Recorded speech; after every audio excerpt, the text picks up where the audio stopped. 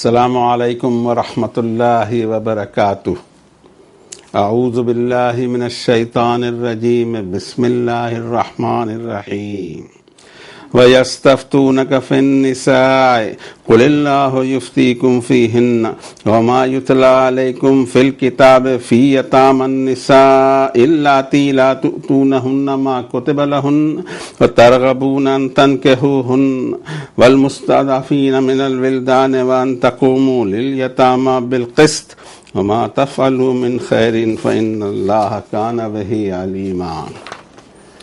وَإِنِ امْرَأَةٌ خَافَتْ مِنْ بَعْلِهَا نُشُوزًا أَوْ إِعْرَاضًا فَلَا جُنَاحَ عَلَيْهِمَا أَنْ يُصْلِحَا بَيْنَهُمَا صُلْحًا وَالصُّلْحُ خَيْرٌ وَأُخْضَتِ الْأَنْفُسُ الشُّحَّ وَإِنْ تُحْسِنُوا وَتَتَّقُوا فَإِنَّ اللَّهَ كَانَ بِمَا تَعْمَلُونَ خَبِيرًا۔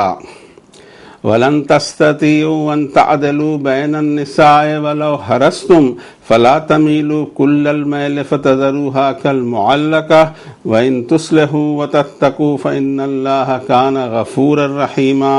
وَإِن يَتَفَرَّقَا يُغْنِ اللَّهُ كُلًّا مِّن سَعَتِهِ وَكَانَ اللَّهُ وَاسِعًا حَكِيمًا۔ وَلِلَّهِ مَا فِي السَّمَاوَاتِ وَمَا فِي الْأَرْضِ وَلَقَدْ وَصَّيْنَا الَّذِينَ أُوتُوا الْكِتَابَ مِن قَبْلِكُمْ وَإِيَّاكُمْ أَنِ اتَّقُوا اللَّهَ وَإِن تَكْفُرُوا فَإِنَّ لِلَّهِ مَا فِي السَّمَاوَاتِ وَمَا فِي الْأَرْضِ وَكَانَ اللَّهُ غَنِيًّا حَمِيدًا۔ وَلِلَّهِ مَا فِي السَّمَاوَاتِ وَمَا فِي الْأَرْضِ وَكَفَى بِاللَّهِ وَكِيلًا۔ إِن يَشَأْ يُذْهِبْكُمْ أَيُّهَا النَّاسُ وَيَأْتِ بِآخَرِينَ وَكَانَ اللَّهُ عَلَى ذَلِكَ قَدِيرًا۔ مَنْ كَانَ يُرِيدُ ثَوَابَ الدُّنْيَا فَإِنَّ اللَّهَ ثَوَابُ الدُّنْيَا وَالْآخِرَةِ وَكَانَ اللَّهُ سَمِيعًا بَصِيرًا۔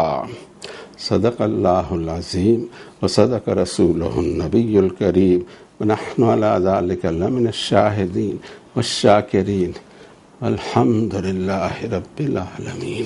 انسانوں کی ہدایت کے لیے اتاری گئی آخری وحی، آخری کتاب، آخری رسول صلی اللہ علیہ وسلم پر جو ہمارے سامنے موجود ہے اور اس دنیا میں قیامت تک موجود ہوگی، اس کے چیپٹر نمبر 4 کی آیت نمبر 127 سے 134 تک تلاوت کرنے کی توفیق اللہ نے اپنے اس عاجز بندے کو عنایت فرمائی، جس کے لیے بہت بہت شکر گزار ہوں میں اس کا۔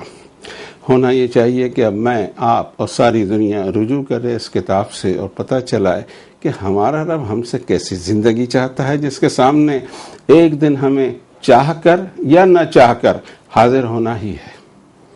یہ چیزیں ایسی ہیں کہ ڈیسٹائن ہیں، ہم اس کو بدل نہیں سکیں گے۔ رب تعالیٰ فرماتے ہیں نحن قدرنا بینکم الموت، تمہاری تقدیر میں میں نے موت لکھ دیا ہے اور اسی پروسیس سے تم گزرو گے۔ کہ جو پروسیس اللہ تعالیٰ نے پہلے دن سے حضرت اعظم کے زمانے سے بنایا، آج تک کوئی چینج نہیں ہے۔ زمانہ بدل رہا کہتے ہیں، مجھے نہیں دکھائی دیتا، فنڈامنٹل چیزیں وہی رہتی، کبھی نہیں بدلتی۔ اب رب تعالیٰ نے ان آیات شریفہ میں جو کچھ ہم کو احکامات بتائے ہیں، آئیے ہم اس سے قریب ہونے کی کوشش کریں، اس لیے کہ صدیوں سے دوریاں پیدا کر لی ہم نے، ہمیں پتہ ہی نہیں اللہ ہمیں کس زبان میں کلام کرنا چاہتے ہیں۔ ہم نے غیر اہم چیز سمجھ کے اس کو رکھ دیا جزدانوں میں کہ اس کو پڑھی رہنے دیں ایک جگہ، برکت ہوتی رہے تو ہوتی رہے، ورنہ ہماری تو گاڑی چلی رہی ہے۔ ہمارے والد صاحب کہتے تھے کہ بغیر انجن کے ریل چل رہی ہے۔ یہ قرآن شریف غائب ہے اس امت میں صدیوں سے۔ ضرورت اس بات کی ہے کہ ہمارا رہنما، ہمارا امام قرآن شریف ہو اور رسول کریم صلی اللہ علیہ وسلم کی سنت کے ذریعے ہم اس پر عمل کر سکیں۔ پہلی آیت شریفہ کا ترجمہ میرے اپنے اعتبار سے یہ ہوگا، اس لیے کہ یہ میرا کلام ہے، وہ اللہ کا کلام تھا جو عربی میں نے پڑھا اللہ کی توفیق سے۔ اب میں جو سمجھا ہوں آپ کے سامنے پیش کر رہا ہوں، آپ کو بھی اس بات کی ضرورت ہے کہ اس پہ غور کریں، اس کے پیچھے نہ چل پڑیں آنکھ بند کر کے۔ اے نبی صلی اللہ علیہ وسلم، یہ انسانیت آپ کو عورتوں کے تعلق سے، بیویوں کے تعلق سے فتویٰ پوچھنے آتی ہے۔ آپ بتائیے کہ تمہاری بیویوں کے تعلق سے اللہ تمہیں فتویٰ دے گا، اور تم پر پڑھا جا چکا ہے الکتاب میں کہ بے سہارا عورتوں کے لیے تم پر کیا کیا فرض کیا گیا ہے کہ تم ان پر جو تمہارے ذمے ادائیگیاں ہیں وہ تو دینا نہ چاہو، اور یہ رغبت رکھو کہ تم ان سے نکاح کر لو گے۔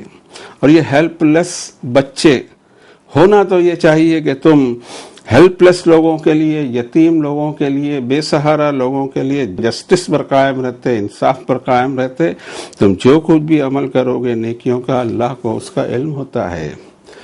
اور کسی لیڈی کو اپنے ہسبینڈ کی طرف سے بدسلوکی یا بد دماغی کا اندیشہ ہو یا بے توجہی اور بے رخی کا اندیشہ ہو تو ان دونوں پر کوئی حرج نہیں کہ وہ اپنے درمیان کوئی کمپرومائز کر لیں، کوئی صلح کر لیں۔ کمپرومائز اور صلح میں ہی ہمیشہ خیر ہوا کرتا ہے، اور نفس تو کنجوسی کی طرف آمادہ ہوتا ہی رہتا ہے۔ اور اگر تم ایک دوسرے پر احسان کرتے رہو گے اور تقوی والا جیون گزارو گے تو اللہ کو تو تمہارے اعمال کی خبر ہوتی ہی ہے۔ اور ہرگز نہیں تم انصاف کر سکو گے مختلف بیویوں میں، چاہے تم کتنا بھی چاہو، مگر تم کسی ایک کی طرف اتنا جھک نہ جانا کہ دوسری کو بے رخی کے ساتھ اس حد تک نہ چھوڑ دینا کہ وہ کہیں کی نہ رہے۔ اگر تم ریفارمیشن سے کام کرتے رہو گے اور اللہ سے ڈر کر زندگی گزارو گے تو اللہ مغفرت والا اور رحم والا ہے۔ اور اگر دونوں جدائی کا کر لیں، دونوں میں جدائی ہو جائے تو اللہ ہر ایک کو اس کی کیپیسٹی کے مطابق غنی کر دے گا۔ اللہ تعالیٰ ایکسپانشن کرتے ہی رہتا ہے، حکمت والا ہے، اور اللہ ہی کے لیے ہے جو کچھ آسمانوں میں اور جو کچھ زمین میں، اور انڈیڈ تم سے پہلے جن کو ہم نے کتاب دی تھی ان کو بھی یہ حکم دیا تھا، اور تم کو بھی یہ حکم دیتے ہیں کہ ہر مسئلے میں اللہ سے ڈر، تقوی اور اس کے سامنے حساب دہی کے احساس کے ساتھ زندگی گزارو۔ اور اگر تم ان احکامات کو نہیں مانتے ہو تو تمہیں پتہ ہونا چاہیے کہ اللہ ہی کا ہے جو کچھ ہو آسمانوں اور زمین میں، اور اللہ تعالیٰ الغنی اور الحمد والے، اللہ ہی کے لیے ہے جو کچھ ہو آسمان میں اور جو کچھ ہو زمین میں، اور اللہ ہر چیز کی کیئر ٹیکنگ کو کافی ہے۔ اے انسانوں، تم سب کو یہاں سے ہٹا دے اور دوسروں کو لے آئے، اور یہ بھی اللہ پر آسان ہے، قدرت رکھتا ہے اس کی۔ جس کا ٹارگٹ ہو دنیا کے اجر اور ثواب کا، اسے اتنا تو پتہ ہونا چاہیے کہ اللہ کے پاس دنیا کے بھی اجر ہیں اور آخرت کے بھی اجر ہیں، اور اللہ ہر چیز کو سنتا ہے، واچ بھی کر رہا ہے۔ یہ کچھ تھا جو میرے ذہن میں آ رہی تھی ان آیات بینات کی تلاوت کے بعد کہ اس میں کیا احکامات ہیں۔ ہر آیت میں تقریباً یہی کچھ اس کے اخیر میں ہے کہ تقوی، ہر عمل کا معاملہ یہ ہونا چاہیے کہ تقوی کس چیز کو کہتے ہیں۔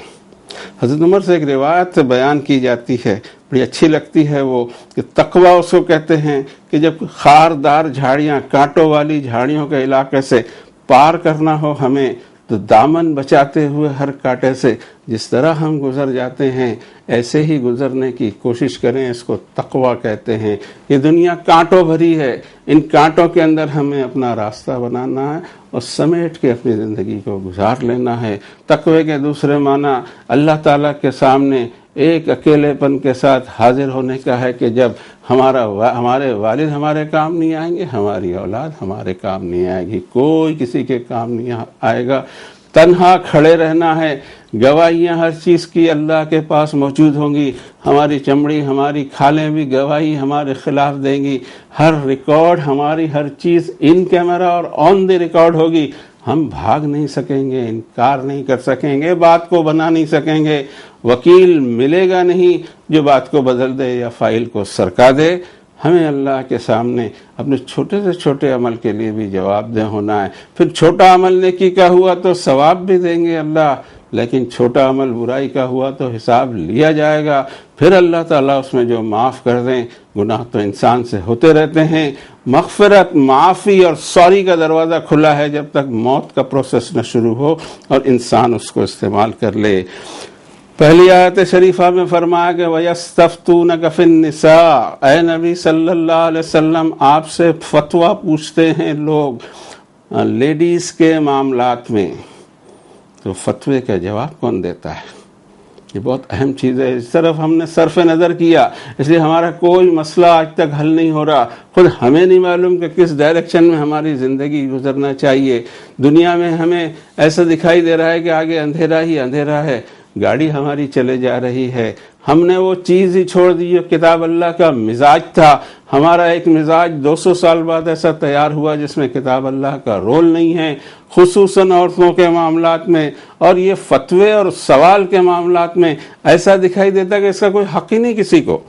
وہ سوال پوچھتے ہیں اے نبی صلی اللہ علیہ وسلم آپ سے، وَيَسْتَفْتُونَكَ، اتنا اس کا لمبا ترجمہ ہوگا، تو جواب دینا چاہیے رسول کریم صلی اللہ علیہ وسلم کو، مگر وہ جواب نہیں دیا کرتے تھے۔ ہمیں جواب دینے کا شوق ہے، یہ سب سے بڑی چیز ہے۔ ہونا تو یہ چاہیے تھا کہ قُلِ اللَّهُ يُفْتِيكُمْ، نبی صلی اللہ علیہ وسلم بھی نہیں فرما رہے ہیں اور کہہ رہے ہیں کہ دیکھو اللہ تمہیں فتویٰ دیتا ہے۔ اور ایسی آیتیں بیان کی جا سکتی ہیں قرآن شریف میں۔ ایک تو اسی صورت کی آخر میں يَسْتَفْتُونَكَ قُلِ اللَّهُ يُفْتِيكُمْ فِي الْكَلَالَةِ، یہ لوگ آپ سے کلالہ میت کے بارے میں سوال کرتے ہیں، اللہ فتوے کا جواب دے رہا ہے۔ اور پھر اس کے بعد میں تقریباً 15 آیتیں، اگر نوٹ کرنا ہے تو کر لیا جائے۔ یسألونک عن الأہلہ قل ہی مواقیت للناس، اے نبی صلی اللہ علیہ وسلم آپ سے آ کر نیو مون کے بارے میں پوچھ رہے ہیں، آپ کہیے اللہ نے اس کو سال اور دنوں کی گنتی کی خاطر اور حج کے دن یہ سال گننے کے لیے بنایا۔ یسألونک ماذا ينفقون، یہ دنیا آ کے آپ سے پوچھتی ہے کہ ہم کس آئٹم میں کنٹریبیوٹ کریں یا خرچ کریں، فرمایا رب تم کو یہ حکم دیتا ہے۔ یسألونک عن الشہر الحرام قتال فیہ، انسان یہ سوال کرتی ہے کہ محترم مہینوں میں لڑائی کیسی، لڑائی ہو نہ ہو، جس میں ہمیں یہ خود نہیں معلوم کہ محترم مہینے کون سے ہیں۔ رب تعالیٰ سورۃ توبہ 9 نمبر کی صورت میں فرماتے ہیں کہ ان عدۃ الشہور عند اللہ 12 شہرا فی کتاب اللہ یوم خلق السماوات والارض منہا 4 حرم۔ آیت ہی نہیں معلوم، سب معلوم پورا اسلام چل رہا ہے وداؤٹ قرآن، آیتیں تک کے نہیں معلوم، احکامات تک کے نہیں معلوم کہ 4 مہینے کون سے ہیں۔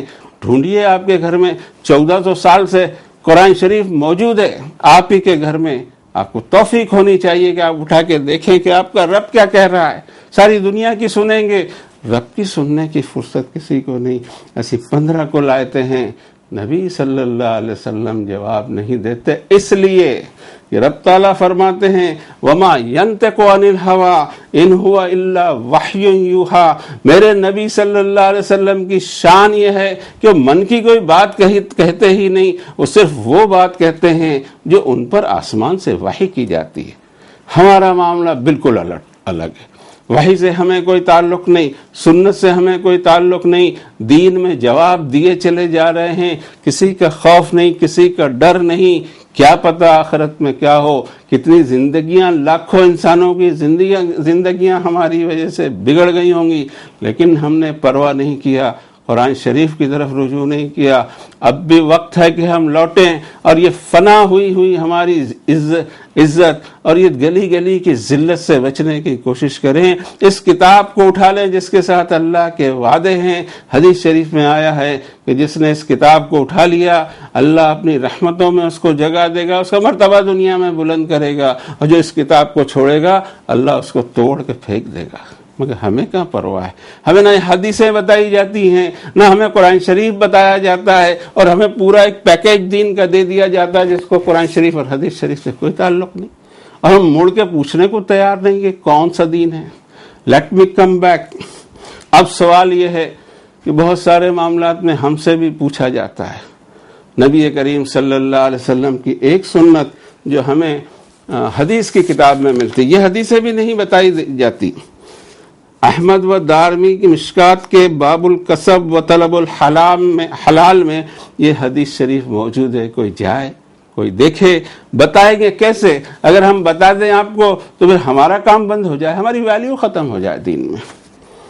ان رسول اللہ صلی اللہ علیہ وسلم قال یا وابسہ جئت تسألک عن البر، وابسہ تم میرے پاس آئے ہو پوچھنے کے لیے کہ نیکی یا گناہ؟ میں نے کہا ہاں یا رسول اللہ۔ رسول کریم صلی اللہ علیہ وسلم نے اپنی انگلیاں اکٹھا کر کے وابسہ کے سینے پر مارا اور ارشاد فرمایا کہ اپنے دل سے پوچھو، اپنے جی سے پوچھو۔ بعض روایتوں میں یہی واقعہ ہے کہ آپ نے ایسی 2 انگلی سے حضرت وابسہ کے سینے کی طرف اشارہ کیا. اس سے پوچھ، یہ بہت بڑا مفتی تجھے اللہ نے فٹ کر کے دیا، اس سے نہیں پوچھتا. فرمایا کہ اپنے دل سے پوچھ. 3 مرتبہ آپ نے یہی الفاظ دہرائے. نیکی وہ ہے جس پر تیرا نفس اطمینان پائے، دل کو اطمینان ہو. گناہ وہ ہے جس سے تیرے جی میں کھٹک ہو، سینے میں تردد ہو، اگرچہ لوگ تجھے اس کے خلاف فتویٰ دیں. اور ایک بار حوالہ دے دیا جائے، حدیث شریف عربی میں بھی پڑھی جا چکی ہے. رواہ احمد و دارمی، مشکات باب الکسب و طلب الحلال. جا کے دیکھ لیا جائے. حق ہی نہیں ہے کسی کو. نبی کریم صلی اللہ علیہ وسلم نے بھی وہی بات کہی جو اللہ نے فرمایا ہے، وَنَفْسٍ وَمَا سَوَّاهَا فَأَلْهَمَهَا فُجُورَهَا وَتَقْوَاهَا قَدْ أَفْلَحَ مَنْ زَكَّاهَا وقت خواب من دساہا. انسانیت کو بڑی بڑی نعمتیں اللہ نے دی، جس میں بڑی نعمتوں میں ایک نعمت یہ ہے کہ اس کا ضمیر، اس کی انترآتما، اس کا کنسائنس اس کو سگنل دیتے رہتا ہے. ذرا سا بھی غلط ہو جائے، چھوٹی سی غلطی آدمی کر جائے، برابر یہاں سے سگنل آئے گا. اب ہونا یہ چاہیے کہ سگنل کو آدمی ریسیو کر کے سدھر جائے، لیکن ایسا ہوتا نہیں. ہوتا یہ ہے کہ قد افلح من زکاہا. رب تعالیٰ نے فرمایا کہ سگنل ریسیو کر کے جو سدھر جائے وہ کامیاب ہوا. وقت خواب من دساہا. اس سگنل کو جو دبا دے وہ برباد ہو جائے گا. یہی پوچھنا ہے. لیکن جب یہاں سے کھٹک ہوتی ہے، جب ایسا سمجھ میں آتا ہے کہ نہیں گڑبڑ ہے، تو ہم نکلتے ہیں فتویٰ پوچھنے کہ کسی طرح ہمارے من کا فتویٰ مل جائے تاکہ ہم کو چین آ جائے، اور ہم بہانہ بنا دیں کہ صاحب فلاں مفتی نے فتویٰ دیا تھا تو میں نے عمل کیا تو اللہ ہم کو چھوڑ دے گا. اوہ اٹ از چائلڈش. کسی کے فتوے پر اللہ نے چھوڑنا نہیں ہے. یہ بات ہمیشہ خیال رکھنا. جو تمہارے نفس میں آیا ہے، جو اس پر تمہارا ضمیر کھٹک رہا ہے، تم کتنے بھی فتوے لا لو، حق تو وہی ہوگا جو اللہ کے سامنے حق ہوگا. دوسروں کے فتوے اللہ کے سامنے کیسے چلیں گے؟ میرے دماغ کے باہر ہے. کیا اللہ اپنے ہی بندوں کے فتووں کی پابندی کرے؟ یہ بہت بڑا اور اہم سوال ہے. یہ کیسے ہو سکتا ہے؟ جب اس نے ہمیں ڈیوائس لگا دیا، خود وہ فنکشن کر رہا ہے، لیکن جب وہاں سے ہمیں سگنل ملتے ہیں کہ سم تھنگ وینٹ رانگ، تو ہم اس کو پروف کرنے جاتے ہیں. الگ الگ جگہ انسان فتوے لے، 5 10 15 جگہ کے، کہیں ایک جگہ سے میرے فیور کی بات آ جائے. لیکن بھائی اس سے بچے گا نہیں. اللہ کے ہاں فتوے نہیں چلنے والے، اللہ تعالیٰ کے ہاں اوپن کر دیے جائیں گے اکاؤنٹ. اس میں فرمایا جا رہا ہے یستفتونک فی النساء قل اللہ یفتیکم بہن. اور تم پہ وما یتلا علیکم فی الکتاب. ایک کتاب کا پورا رخ ایسا ہے کہ دیے چلے جا کمزوروں کو، مسکینوں کو، یتیموں کو، والدین کو، رشتہ داروں کو دینا ہی دینا ہے. ایک پوائنٹ ہم یہاں پر میں بتانا چاہیں گے آپ کو کہ اس پوری کتاب میں حقوق دینے کا سبق ہے، حقوق مانگنے کا سبق ایک بھی نہیں ہے. کہ مجھے میرے حق ملنا چاہیے، یہ بات قرآن شریف نے کبھی نہیں کہی. میرے حقوق آپ جتنے چاہیں دبا لیں، نو چنتا ایٹ آل. مجھے تو ایک ایک چیز ملنے والی، اور ایک چیز کا 700 گنا بن کے ملنے والی. آپ کیا سمجھ رہے ہیں؟ میری زمین آپ دبا لیں، میرے پیسے آپ دبا لیں، میرے حقوق آپ دبا لیں، کچھ بھی میرے خلاف کر لیں، انشاءاللہ وہ ڈپازٹ ہے اللہ کے پاس، وہ کہیں نہیں گیا. لیکن آپ کا کچھ مجھ پر رہ گیا تو مجھے پیمنٹ کرنا پڑے گا آخرت میں. اور جہاں سکہ چلتا ہے، جہاں کی کرنسی ہے نیکی، میں میری محنتوں کی نماز اور روزے آپ کو دے دوں آخرت میں. آپ کو چاہیے مجھ سے مانگ لیں جو کچھ مانگنا ہے. رسول کریم صلی اللہ علیہ وسلم کی آخری وصیتوں میں یہ وصیت بھی تھی کہ کسی کا مجھ پر کچھ رہ گیا ہو تو آ کے مانگ لے، میں یہی حساب کلیئر کر کے جانا چاہتا ہوں. میرے حقوق تو مجھے اللہ کے پاس ملیں گے. یہ جو ہاتھ ہے نا، یہ کسی انسان کے سامنے کیوں پھیلنے چاہیے؟ کیوں ہم حقوق کی بھیک مانگیں؟ اگر ہمیں بھیک مانگنی ہی ہے تو اس داتا کے دربار میں بھیک مانگیں جو سب کو دیا کرتا ہے. آپ دبا لیجئے میرا کچھ بھی، مانگنے کی ضرورت نہیں. انشاءاللہ کورٹ بھی نہیں جاؤں گا، انشاءاللہ مانگوں گا بھی نہیں. لیکن میرا رب مجھے آپ سے دلا کر رہے گا، مجھے اطمینان ہے. Let me come back here.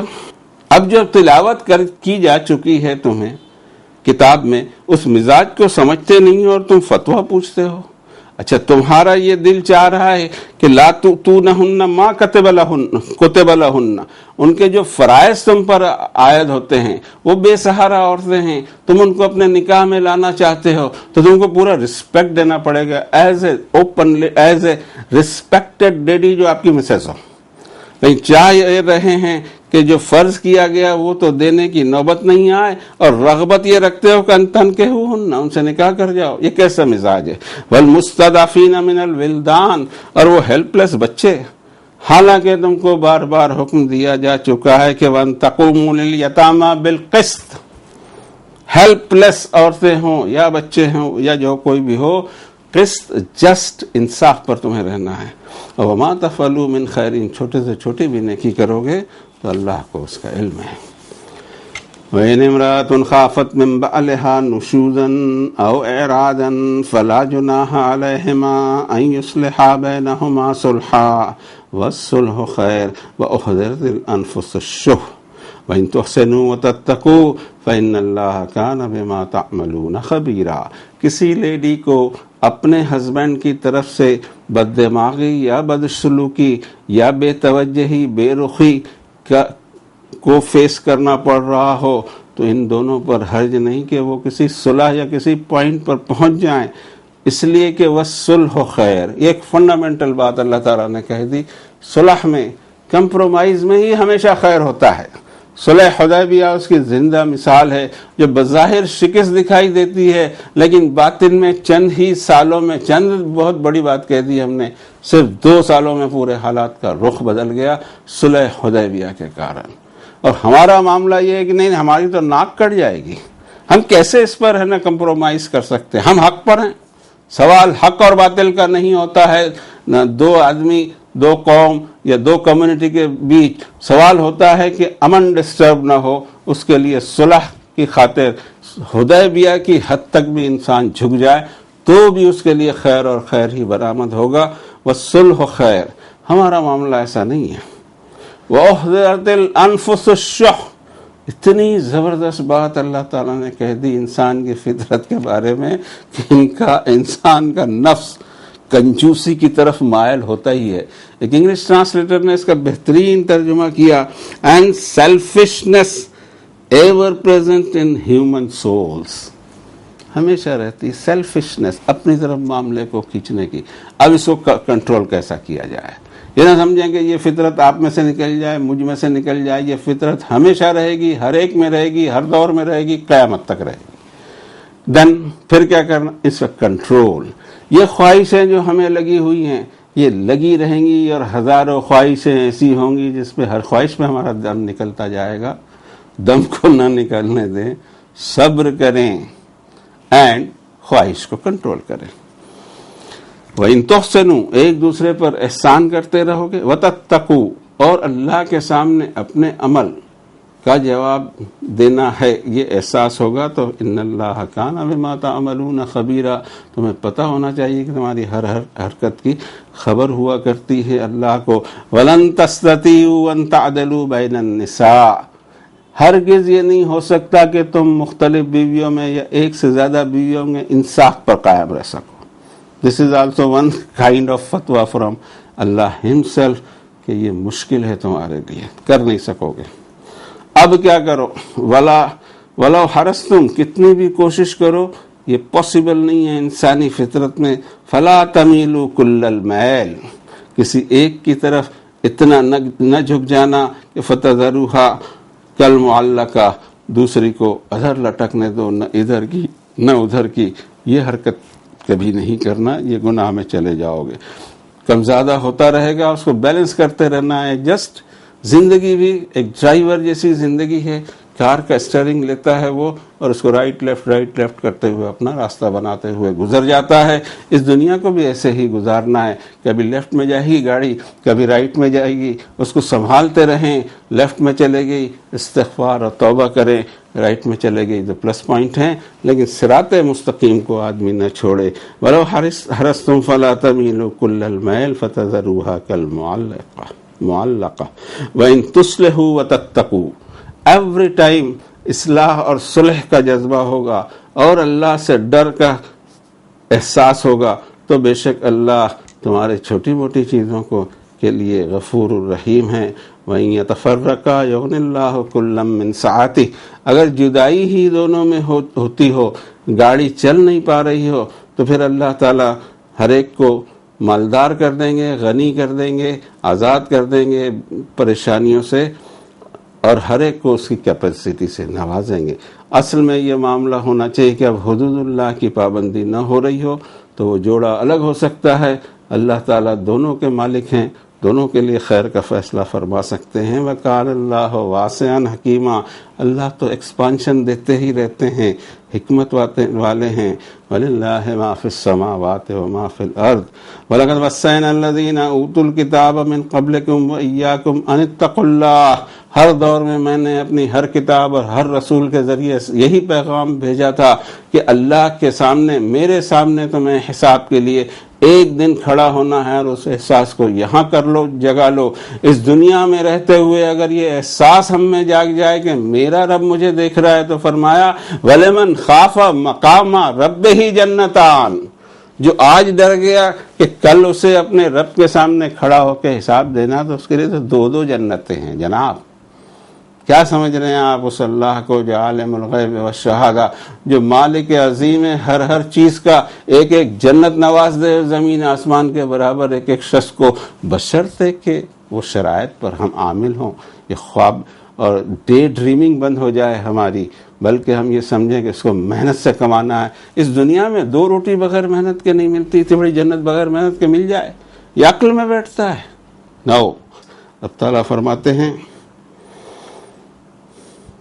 وَإِن تَكْفُرُوا فَإِنَّ لِلَّهِ مَا فِي السَّمَاوَاتِ وَمَا فِي الْأَرْضِ، ہمارے احکامات کی ناقدری کرو گے، نافرمانی کرو گے، تو تمہیں پتہ ہونا چاہیے کہ ہمارا ہی سب کچھ ہے زمین اور آسمان میں۔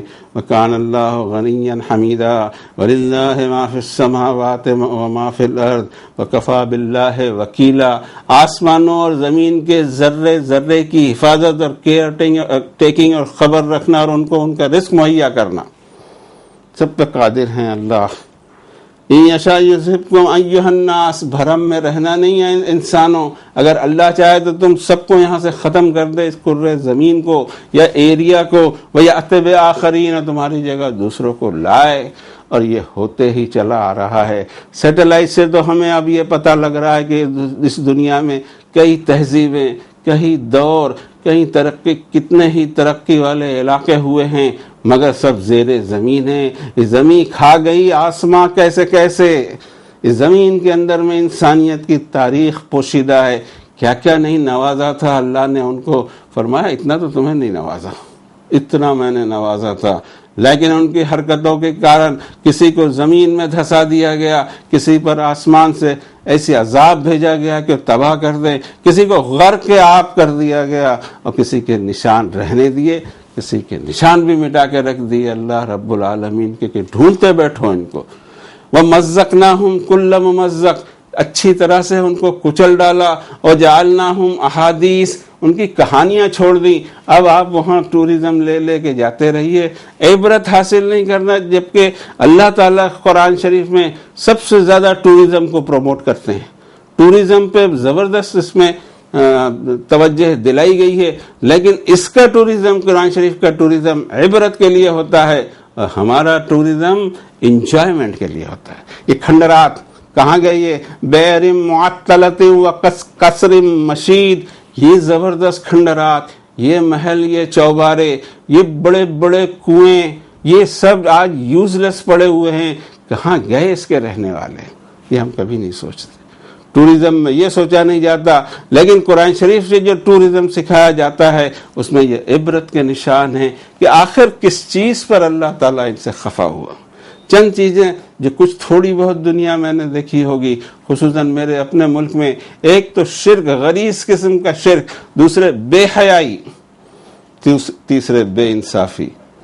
اب ان تہذیبوں کو جو 5-5 10-10 ہزار سال پہلے پیدا ہوئی، موہن جوڈیرو ہے، ہڑپا ہے، کیا کچھ نہیں، اجنتا ہے، ایلورا ہے، یہ تو ہمارے ملک کا ہو گیا۔ باہر کے ممالک میں پمپیائی ہے، رومن امپائر ہے گریٹ، اور یہ مصر کے اہرام ہیں۔ تو اللہ کے ہاں سب کے ریکارڈز ہیں، پہنچ گئے وہ اپنے رب کے پاس، اور اس زمین پر بھی ان کو سزا ملی، لیکن یہاں اینڈ کوئی چیز کا نہیں ہوتا. ہمیشہ خیال رکھیے کوئی ایسا فائل نہیں ہے عمل کا جو یہاں کلوز ہو، وہ کھلے گا، اور اسی ڈر کے ساتھ انسان اپنی زندگی گزارے. خود ہمارے اندر اللہ تعالیٰ وہ ڈر پیدا کر دیں کہ ہماری فائلیں ایک بار کھل جائیں گی، اسسمنٹ ہو جائے گا، اور اسسمنٹ لینے والا معاف کر دے تو ٹھیک، ورنہ بچنے کی کوئی امید نہیں ہے. من کان یرید ثواب الدنیا فعند اللہ ثواب الدنیا والآخرہ وکان اللہ سمیعا بصیرا. اس کا دنیا کا ٹارگٹ، دنیا کا ثواب، دنیا کا اجر، یہ چھوٹا سا ٹارگٹ ہو تو اس کی یہ عقل مندی کی نشانی نہیں ہے. جس سے اس نے ٹارگٹ باندھا ہوا ہے وہ تو دنیا اور آخرت کا بادشاہ ہے. ہونا یہ چاہیے کہ ہم اللہ سے ویسے ہی مانگے جیسے رب تعالیٰ نے سورۃ البقرہ میں فرمایا کہ یتفکروا فی الدنیا والآخرہ. اور پھر ہمارا بھی معاملہ یہ ہو کہ ربنا آتنا فی الدنیا حسنہ وفی الآخرۃ حسنہ وقنا عذاب النار وصلی اللہ علی النبی الکریم.